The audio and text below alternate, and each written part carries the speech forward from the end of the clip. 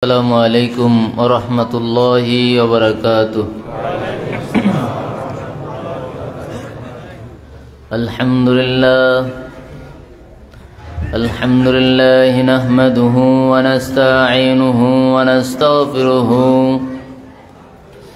nastaghfiruhu wa nu'minu bihi wa natawakkalu alayhi wa na'udzu billahi min shururi anfusina wa min sayyiati a'malina man yahdihillahu fala mudilla lahu wa man yudlilhu fala hadiya lahu ونشهد أن لا إله إلا الله وحده لا شريك له ونشهد أن سيدنا وسندنا وكرامنا ومحبوبنا ومعشوقنا ومطلوبنا وفؤاد عاشقنا ومولانا محمد أرسله بالحق بشيرا ونذيرا وداعيا إلى الله بإذنه وسراجا منيرا فقد قال الله تعالى في كلامه المجيد وفي فرقانه الحميد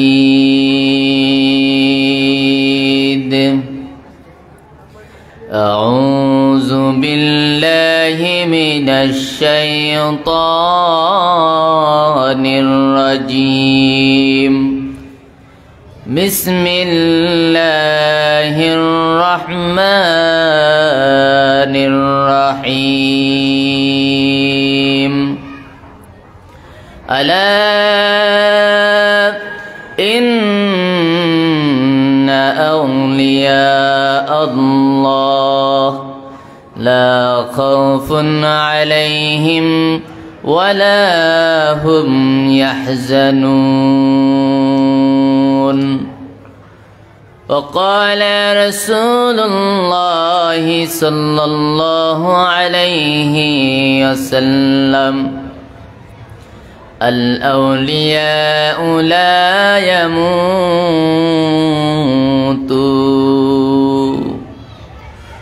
وقال تعالى في شان حبيبه مخبرا وآمرا إن الله وملائكته يصلون على النبي يا أيها الذين آمنوا صلوا عليه وسلموا تسليما اللهم صل على سيدنا مولانا محمد وعلى علي سيدنا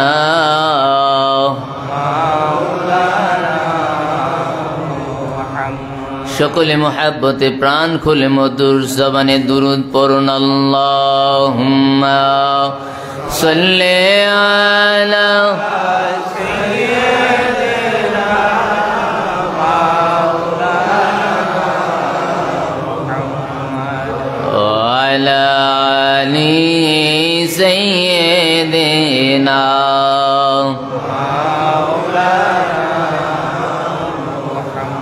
এমন দেশে যাবি রে মন যে দেশের নাই ঠিকানা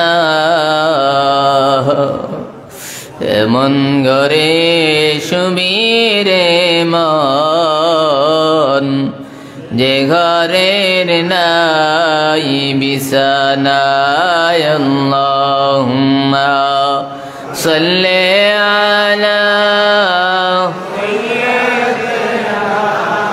মাওলানা মুহাম্মাদ ওয়া আলা আলি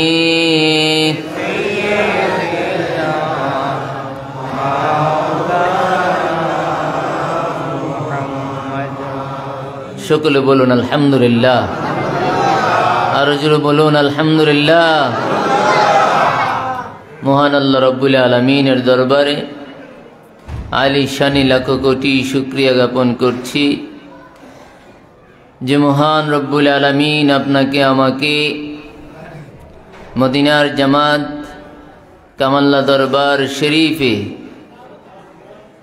পবিত্র মিরাজ নবী সাল্লাল্লাহু আলাইহি ওয়াসাল্লাম উপলক্ষে আজিমুশ শান একটি মাসে, বরকতময় মাসে আল্লাহ সুবহানাহু ওয়া তাআলা তার মহান বন্ধুর দরবারে তার কদমের পাশে আসার বসার সুযোগটুকু তিনি দান করেছেন। সে রব্বুল আলামিনের দরবারে কালিমাতু শুকর আদায় করে সকলে বলি আলহামদুলিল্লাহ, আর জোরে বলি আলহামদুলিল্লাহ। আপনারা যারা আজকে মাহফিলে এসেছেন আপনারা সকলেই ভাগ্যবান, সকলেই ভাগ্যবান। আপনারা সকলেই অবগত আছেন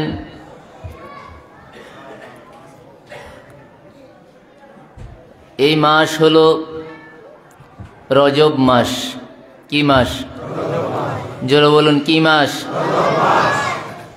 রাসূল করিম সাল্লাল্লাহু আলাইহি ওয়াসাল্লাম বলেছেন আর রজবু শাহরুল্লাহ, রজব মাস হয়েছে আমার আল্লাহ পাকের মাস।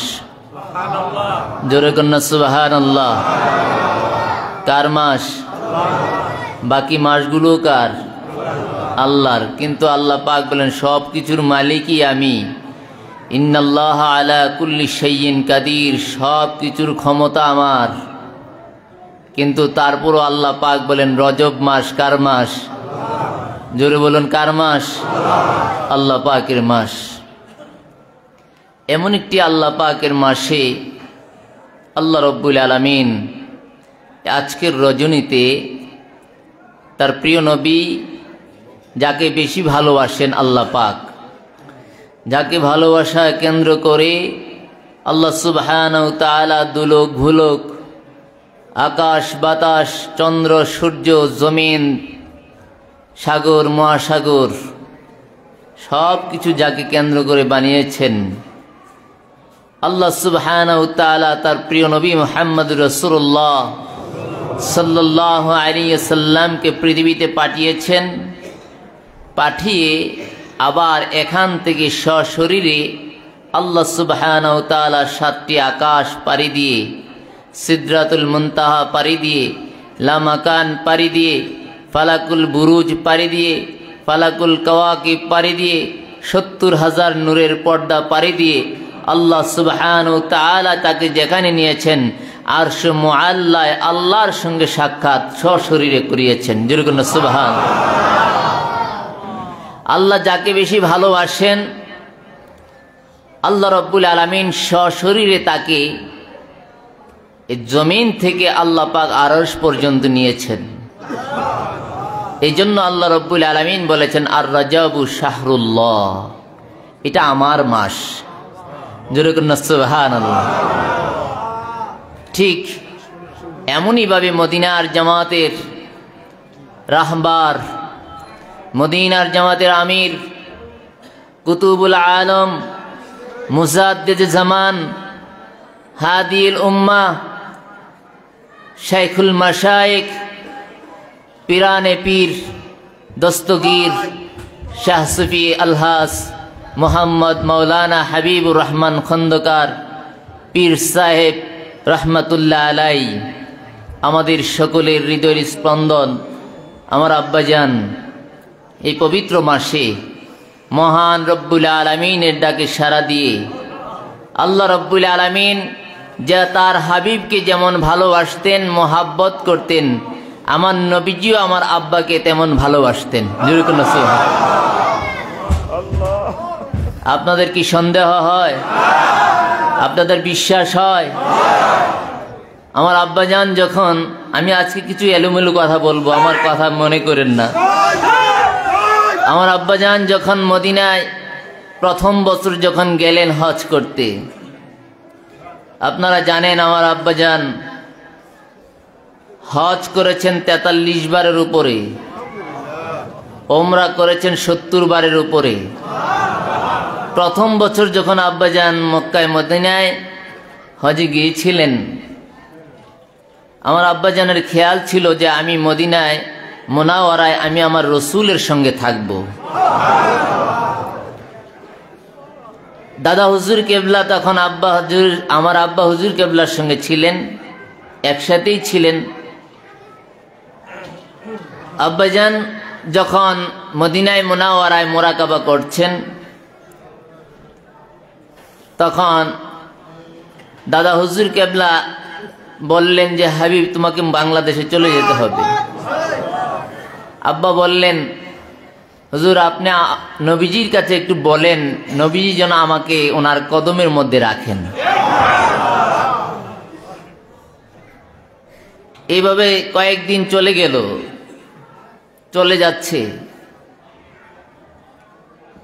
অতঃপর আল্লাহ রব্বুল আলামিনের পক্ষ থেকে যে ফয়সালা আল্লাহ রব্বুল আলামিন আব্বাজানের জন্য করে রেখেছেন, নবীজিও সেই ফয়সালার মধ্যে একমত। নবীজি সাল্লাল্লাহু আলাইহি সাল্লাম আমার আব্বাজানকে বললেন, হাবিব তুমি বাংলাদেশেই যাও, তোমাকে বাংলাদেশের জন্যই আমি মনোনীত করেছি। আব্বাজান বললেন যে আমি বাংলাদেশে গিয়ে থাকবো কিভাবে? আমি তো আপনাকে ছাড়া থাকতে পারবো না, আমি তো আপনাকে ছাড়া থাকবো না। তখন নবীজি সাল্লাল্লাহু আলাইহি সাল্লাম বললেন, হাবিব তুমি যেখানে থাকবা আমি তোমার সঙ্গে সঙ্গে থাকবো। তার বাস্তব নমুনা আমরা ইতিপূর্বে দেখেছি। মানুষ যখন কথা বলতে পারে না, তখনও আমার নবীজি, আমার আব্বাজান নবীজিকে সাথে সাক্ষাৎ করে। নবীজি আমার আব্বার সঙ্গে ছিলেন, এখনো আছেন। বিশ্বাস করেন কিনা? জোরে বলেন, বিশ্বাস করেন কিনা? এই জন্য আব্বাজান মাঝে মাঝে বলতেন, মাটির দেশে বাস করে যে আউলিয়ারা মরে না, সারা বিশ্ব রাজ্য চালায়, কাউকে তারা ডরে না। তারা মাটির দেশে বাস করতো ঠিক, কিন্তু সারাটা পৃথিবী তারা চালায়, সারা পৃথিবী তারা চালিয়েছে, তারা কাউকে ভয় করে নাই। মদিনার জামাত এটা কোনো সাধারণ জামাত নয়। আপনারা যদি মনে করেন আল্লাহর ওলিরা মরে গেছে, আপনারা কি মনে করেন? মনে করেন না। তিনি যেভাবে আমাদেরকে আগে দেখতেন, এখনো তিনি আমাদেরকে সেভাবে দেখেন, তার চাইতে আরো বেশি দেখেন। এটা কি আমার কথা? ইমাম ফখরুদ্দিন রাজি রহমাতুল্লাহ আলাই তার কিতাবের মধ্যে লিখেছেন, আল্লাহর ওলি যারা হয়, আল্লাহর মাহবুব বান্দা যারা হয়ে যায়, তারা মৃত্যুর পরে, ইন্তেকালের পরে, তারা যখন স্থানান্তরিত হয়, দুনিয়ার থেকে যখন তারা আলাদা হয়ে যায়, আলাদা হওয়ার পরে তাদের চোখের পাওয়ার আগে যারা যেমন ভাবে দেখত, তাদের ইন্তেকালের পরে তাদের চোখের দৃষ্টি আরো বেড়ে যায়। তারা আগে যেমন শুনত, ইন্তেকালের পরে তাদের শোনার শক্তি আরো বেড়ে যায়। আপনারা যারা এখানে এসেছেন, অনেকেই মনে করতে পারেন পীর সাহেব হুজুর নাই, দরবার শরীফে যেয়েও কোনো লাভ নাই। আছে কিনা এরকম ধারণা? অনেকের আছে ধারণা। মুনাফিক যারা ছিলেন রাসূল করিম সাল্লাল্লাহু আলাইহি ওয়াসাল্লামের ইন্তেকালের পরে নবীজি সাল্লাল্লাহু আলাইহি সাল্লামের ইন্তেকালের পরে খলিফা কে হবেন, কার হাতে বায়াত গ্রহণ করবেন, এগুলো নিয়ে আলোচনা শুরু হয়ে গেল। আলোচনা করতে করতে কেউ বলে হযরত ওমর রাদিয়াল্লাহু তাআলা আনহুর হাতে হবে, কেউ বলে হযরত আবু বকর রাদিয়াল্লাহু তাআলা আনহুর হাতে হবে, কেউ বলে উসমান রাদিয়াল্লাহু তাআলা আনহুর হাতে হবে, কেউ বলে আলী রাদিয়াল্লাহু তাআলা আনহুর হাতে হবে। এভাবে আলোচনার বিভিন্ন দিক তৈরি হয়ে গেল। কিন্তু আল্লাহ রাসূল সাল্লাল্লাহু আলাইহি সাল্লাম আগেই, আমার নবী আগেই কিনি খলিফা হবেন, নবীজির পরে কে দায়িত্ব নেবেন, এটার নির্ধারণ করেছেন। রাসূল করিম সাল্লাল্লাহু আলাইহি সাল্লাম যখন অসুস্থ ছিলেন, অসুস্থ থাকা অবস্থায় নবীজি সাল্লাল্লাহু আলাইহি সাল্লাম নামাজ পড়াতেন। সকল সাহাবায়ে কেরাম নবীজির পেছনে নামাজ পড়তেন, সব ওয়াক্তই নবীজির পেছনে পড়তেন। কিন্তু নবীজি যখন অসুস্থ হলেন, নামাজের দায়িত্ব নবীজি থাকা অবস্থায় নামাজের দায়িত্ব দিলেন হযরত আবু বকর সিদ্দিক রাদিয়াল্লাহু তাআলা আনহুকে। তাহলে নবীজি সাহাবায়ে কেরামদেরকে ইঙ্গিত দিয়েছেন যে আমার এই দুনিয়াতে অনুপস্থিতিতে যিনি দায়িত্ব পালন করবেন তিনি হলেন আবু বকর সিদ্দিক রাদিয়াল্লাহু তাআলা আনহু। সমস্ত সাহাবায়ে কেরামগণ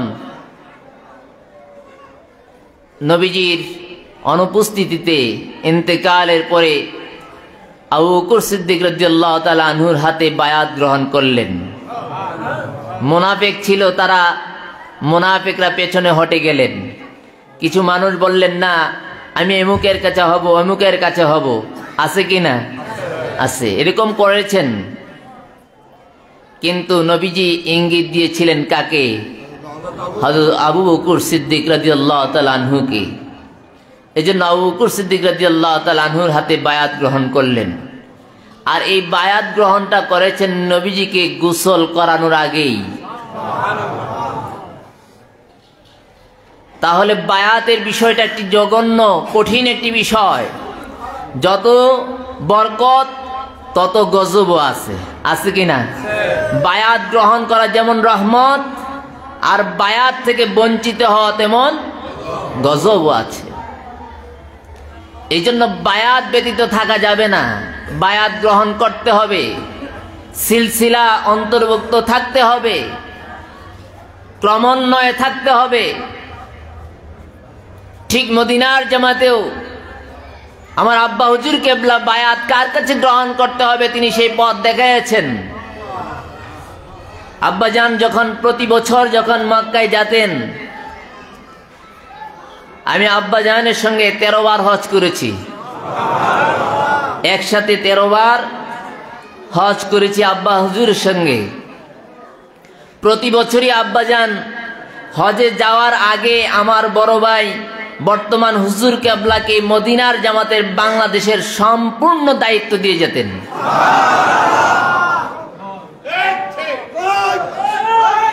এই মদিনার জামাতকে দেখাশোনা করবে, মদিনার জামাতের তালিম তাজকিয়া নফসের কে কাজ করবে। আব্বাজান বলতেন আমি যতদিন পর্যন্ত বাংলাদেশে কদম না রাখবো ততদিন পর্যন্ত আমার বড় ভাই এই মদিনার জামাতের দায়িত্ব তিনি সেখানে পালন করবেন।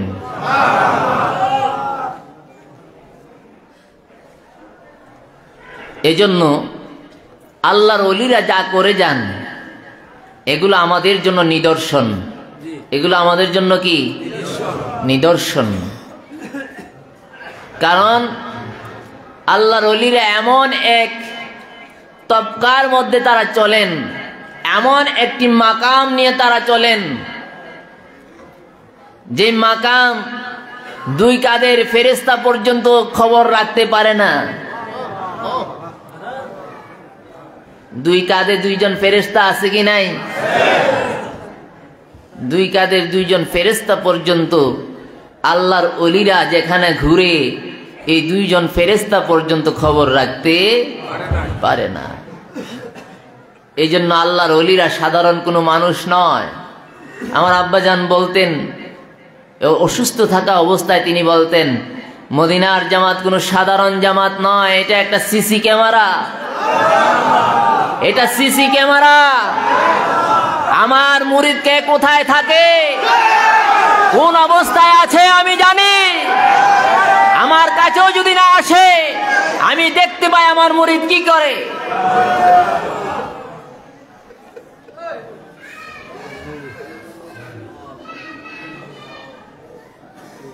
মদিনার জামাত এটা গতানুগতিক কোনো দরবার নয়, গতানুগতিক কোনো জামাত নয়, এটা সরাসরি দয়াল নবীজি এই জামাত প্রতিষ্ঠা করেছেন। এই জামাতের সঙ্গে যোগাযোগ মদিনায় মুনাওয়ারার সঙ্গে। আল্লাহু আকবার। আব্বা হুজুর বলতেন যে বেয়াদব সবসময় বদনসিব। আব্বাজান সবচেয়ে বেশি অপছন্দ করতেন বেয়াদবি করত। আপনি যত কিছুই করেন এগুলো আব্বা কর্ণপাত করতেন না, কিন্তু ওনার চোখের সামনে যদি কেউ বেয়াদবি করতেন এটা অপছন্দ করতেন, সবচেয়ে বেশি অপছন্দ করতেন।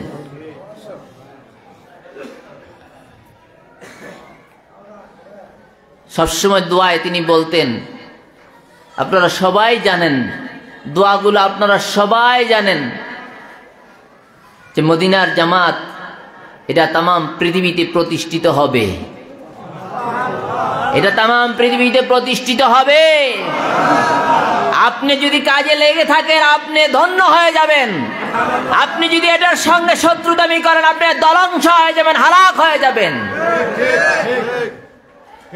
পাথরের সঙ্গে পাহাড়ের সঙ্গে মাথা ঠুকরাইলে পাহাড়ের কিছু হয় না, কিন্তু আপনি মাথা দিয়ে আঘাত করবেন আপনার মাথার অস্তিত্ব থাকবে না। মদিনার জামাতের সঙ্গে বেয়াদবি করবেন আপনি ধ্বংস হয়ে যাবেন।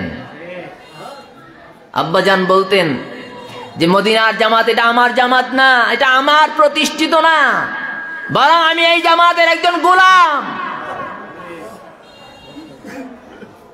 এটা নবীজি নিয়ন্ত্রণ করেন, এই জামাত নবীজি পরিচালনা করেন।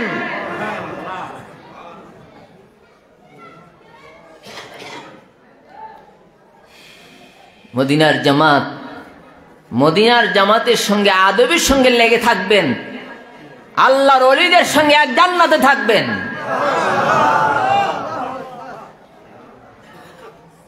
আমাকে একজন একটি স্বপ্নের কথা বললেন, বলবো স্বপ্নের কথাটা? আব্বাজান ইন্তেকালের কয়েকদিন আগে একজন স্বপ্নে দেখতেছেন, আব্বাজান বলতেছেন আমি তো চলে যাব, তুমি আমার সঙ্গে দেখা করতে আসো। আমি তো চলে যাব, আমার সঙ্গে দেখা করতে আসো। তখন বললেন হুজুর আপনি কোথায় যাবেন? তখন বললেন আমি আল্লাহর কাছে চলে যাব।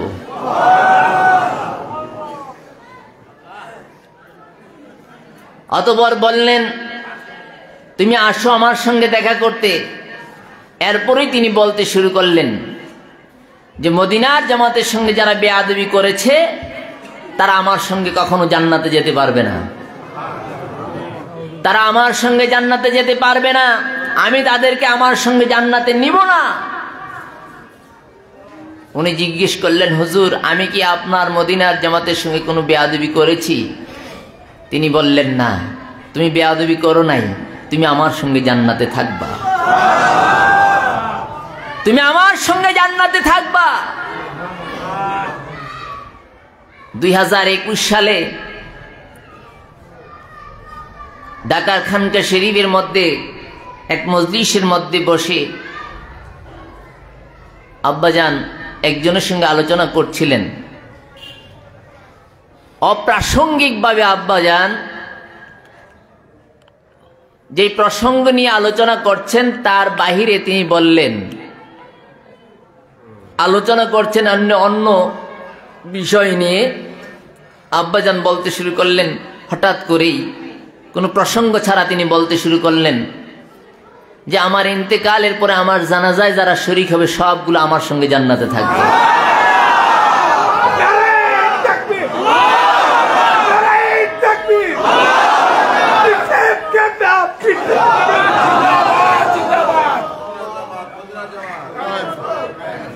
আব্বাজান বললেন, কোনো প্রসঙ্গ নাই। কত সালের কথা? 2021। কোনো প্রসঙ্গ ছাড়া তিনি বলতে শুরু করলেন, শোনো, আমার জানাজায় যারা অংশগ্রহণ করবে তারা আমার সঙ্গে জান্নাতের মধ্যে থাকবে। যার সঙ্গে বলছিলেন সে কাঁদতে শুরু করলেন, হুজুর আমি কি আপনার জানাজায় শরীক হতে পারবো কিনা? আমি কি আপনার জানাজায় থাকতে পারবো? আমি তো মদিনার জামাতের লোক। আব্বাজান বলেছিলেন, আমার কাছে বায়াত হয়েছে, মদিনার জামাতের সঙ্গে বেয়াদবি করে নাই এমন কোন ব্যক্তি যদি আমার জানাজায় শরীক হতে না পারে আমি তাদের জন্য বলে যাই। 21 সালে বলেছিলেন, সে যেন আমার কবরের পাশে দাঁড়াইয়া দুরুদ ইব্রাহিম আর তরিকার দুরুদ 10 বার যদি পড়ে সে আমার জানাজার শরীক হওয়ার সওয়াব সে পেয়ে যাবে। আব্বাজান আবার বললেন, এটা শুধুমাত্র মদিনার জামাতে যারা বায়াত হয়েছে তাদের জন্য এই বরকত তারা পাবে। কারা? যারা বায়াত হয়েছে। এটা কি সাধারণ জিনিস নাকি? সাধারণ মনে করেছেন কথাটা? কথাটা সাধারণ নয়। কথাটা শুনতে অনেক সহজ মনে হলো, এই কথাটার দাম, এই কথাটার ওয়েট, এই কথাটার ওজন অনেক অনেক বেশি।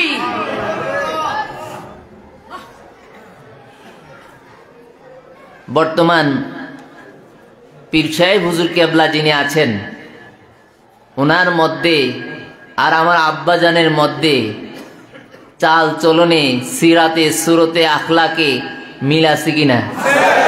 জোরে বলেন, মিল আছে কিনা? আমার বড় ভাইকে দেখলে আমার আব্বাজানের কথা মনে হয় কিনা? চেহারা দেখলে ভালো লাগে কিনা? ওনার চেহারার দিকে তাকাইলে আব্বাজানের কথা মনে হয় যেন ফটোকপি আর একটা বসে আছে, ঠিক কিনা?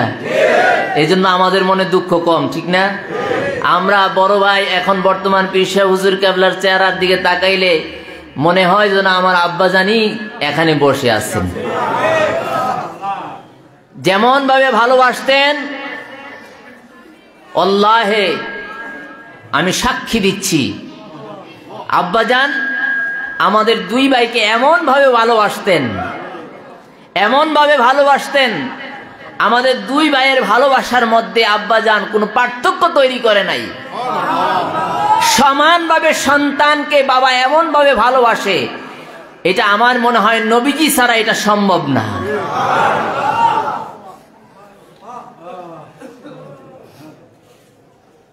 আমরা সবাই আমার বড় ভাইকে আমার আব্বাজান যে দায়িত্ব দিয়ে গিয়েছেন, আমরা সবাই তার কাছে সেইভাবে তার কাছ থেকে আমরা ইলমে বেলায়াতের তাওয়াজ্জু, তালিম এবং তাওয়াজ্জু নেব, ঠিক কিনা? আপনারা সবাই রাজি আছেন তো? যারা বিভেদ তৈরি করে,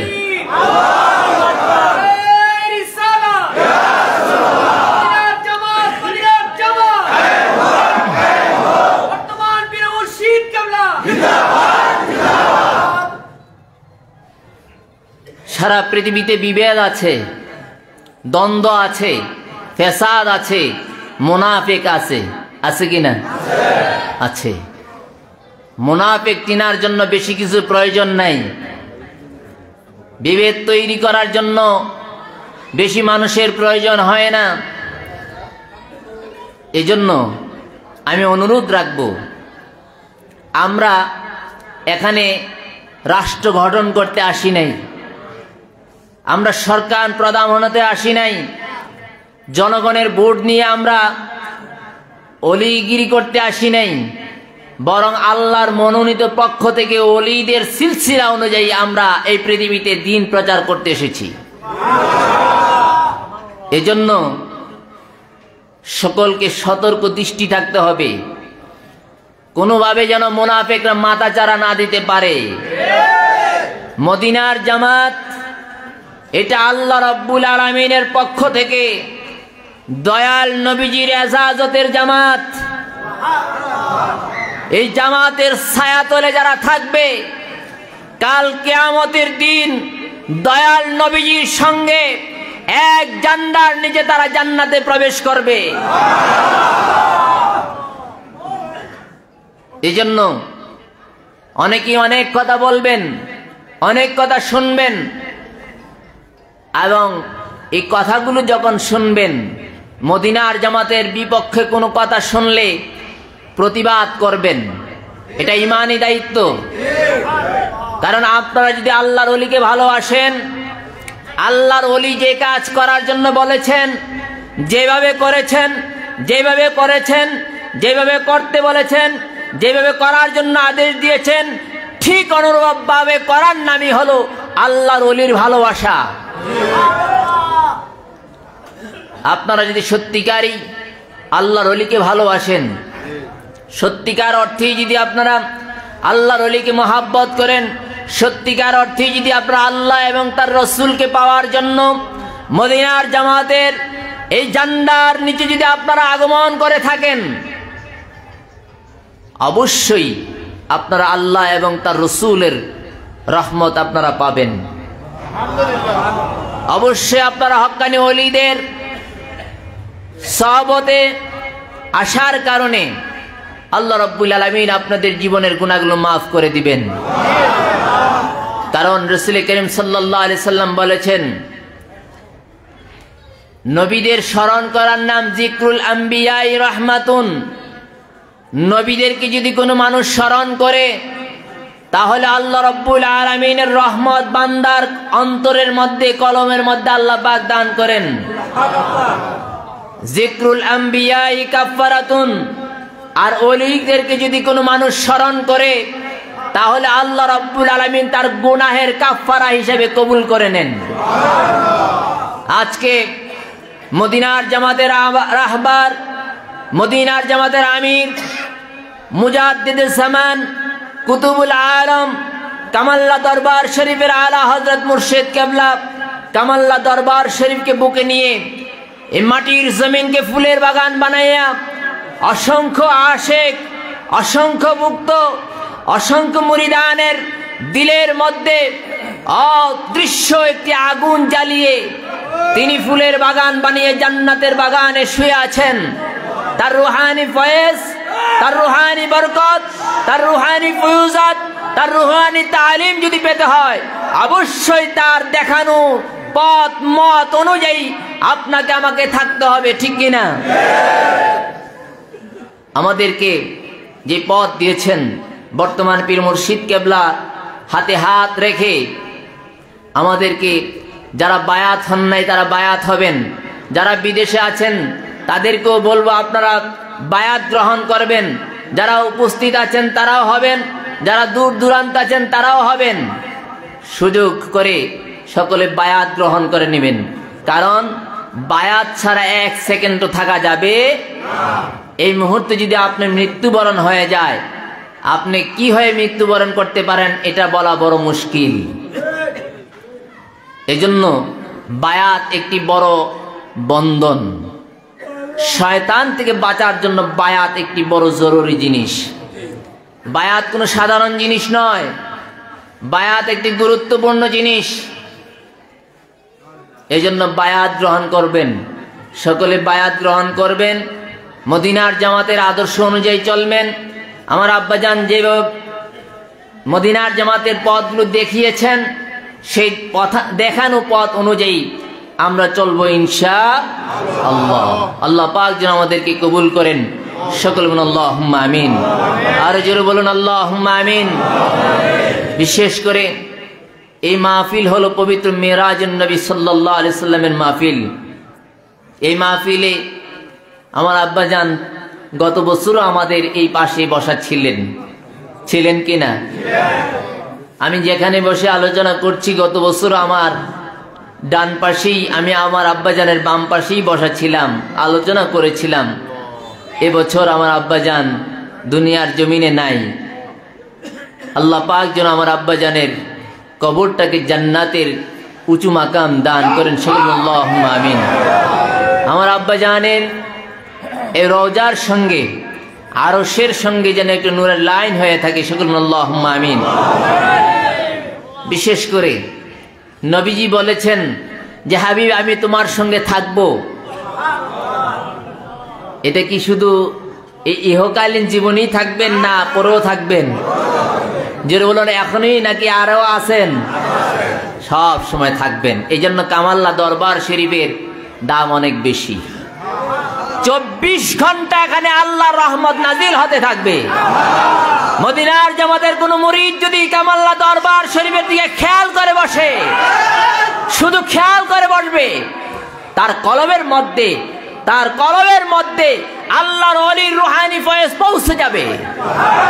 আপনি বাংলা জমিন যেখান থেকে থাকেন, যেখান থেকে আপনি পারেন, পৃথিবীর আনাচে কানাচে যেখান থেকে আপনি কামাল্লা দরবার শরীফের দিকে খেয়াল করে বসবেন, আল্লাহর ওলির রুহানি ফয়েজ আপনার কালবের মধ্যে পৌঁছে যাবে। এজন্য মদিনার জামাত সাধারণ জামাত নয়। এই জামাত সম্পর্কে কথা বলতে একটু জিহ্বাটাকে চিন্তা ভাবনা করে লড়াবেন। এই জিহ্বাটাকে কথা বলার আগে দুইটি ঠোঁট, এই দুইটি ঠোঁট মানুষকে জান্নাতি বানায়, আবার এই দুইটি ঠোঁটই মানুষকে জাহান্নামী বানায় দেয়। এই দুইটা ঠোঁটই মানুষকে ইমানদার বানায়, এই দুইটা ঠোঁটে আবার মানুষকে বেঈমান বানায়। আল্লাহর ওলিরা সাধারণ জিনিস নয়। তাদের বিরুদ্ধে যদি কেউ কথা বলে, আল্লাহ রাব্বুল আলামিন বলেন আমি তার বিরুদ্ধে যুদ্ধ ঘোষণা করি। আল্লাহর ওলিদের বিরুদ্ধে কোনো কথা শোনা যাবে না। এই জন্য সাবধান। লোক কম হলেই মনে করেন না যে এখানে কিছু নাই।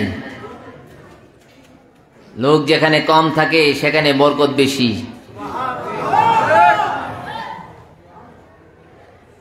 আব্বাজান বলতেন যে মদিনার জামাত এমন একটি জামাত, এখান থেকে সারা বিশ্বের সব মানুষের কলবের মধ্যে ফয়েজ সাপ্লাই হয়। কুতুবুল আলমের দরজা এমনি হয় না, সারা বিশ্বের মধ্যে একজন থাকে কুতুবুল আলম। কয়জন থাকে? একজন। সারা বিশ্বে বাছাই করে আল্লাহ রাব্বুল আলামিন এই কুতুবুল আলমের দরজা দিয়ে আল্লাহ রাব্বুল আলামিন তার মহান বন্ধুকে তাকে ডাক দিয়ে তার দরবারে নিয়েছেন। আল্লাহ রাব্বুল আলামিন আমাদেরকে ওলিদের সান্নিধ্য থেকে, ওলিদের সহবতে থেকে মদিনার জামাতের গোলাম হয়ে হাসরের দিন, হাসরের ময়দানে ওঠার তৌফিক আমাদেরকে দান করুক। সকলে আল্লাহুম্মা আমিন।